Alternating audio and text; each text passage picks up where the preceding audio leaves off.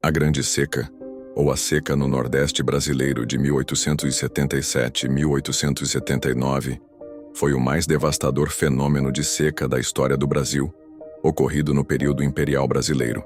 A calamidade é responsável pela morte de entre 400 mil e 500 mil pessoas. De um total de 800 mil pessoas que viviam na área afetada da região Nordeste, em torno de 120 mil migraram para a Amazônia, enquanto 68 mil migraram para outras partes do Brasil.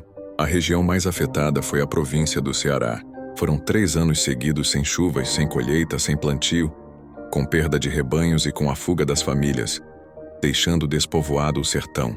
Tanto esse evento de estiagem, quanto anteriores e posteriores estão associados ao fenômeno El Niño e suas interferências diretas ao clima dessa e outras regiões. Antes da pandemia mundial de Covid-19, era o maior desastre natural do Brasil por número de mortos. A população, de certo modo, foi pega de surpresa, já que a última grande seca ocorrida nas províncias do Norte havia sido há mais de 30 anos, entre 1844 e 1845.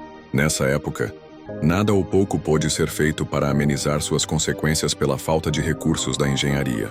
Na seca de 1877, até as famílias abastadas partiram em busca de refúgio junto a parentes que habitavam as serras e o litoral. Os adultos iam montados nos cavalos seguidos pelos carros e bois cheios de mulheres, crianças e bagagens, tendo na retaguarda os vaqueiros e os ajudantes conduzindo o que restara do gado. Os moradores temiam os saques nos comércios e armazéns, como rotineiramente acontecia.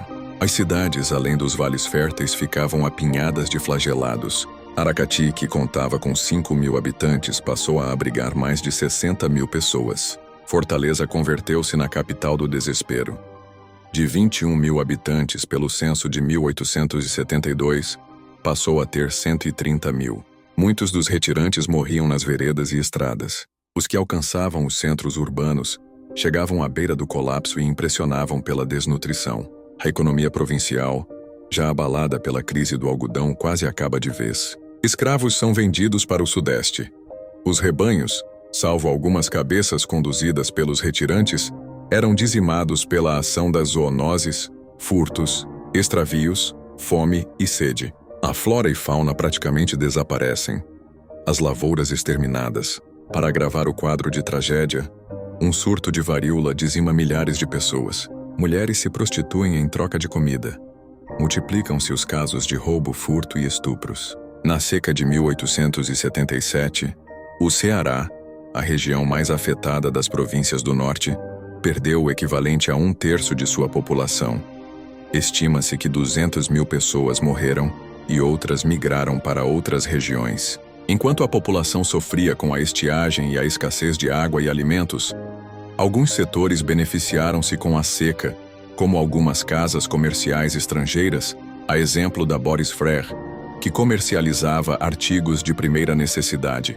A saga do sertanejo fugindo da seca tem servido de inspiração para diferentes gerações de artistas, em vários campos criativos, com implicações tanto materiais como a morte e a perda de bens, quanto subjetivas, como a saudade, a peleja do sertanejo contra a natureza, foi destaque especialmente na literatura. O romance de 30 mobilizou escritores como Graciliano Ramos, José Lins do Rego e José Américo de Almeida, entre outros.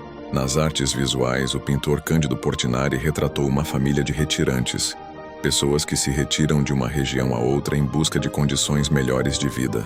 O quadro faz parte de uma série composta por mais 2 obras, Criança Morta e Enterro na Rede.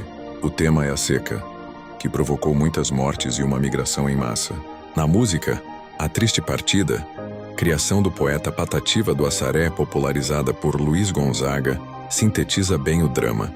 O tema é alvo de pesquisa até hoje e traz a reboque fenômenos como o cangaço e o messianismo.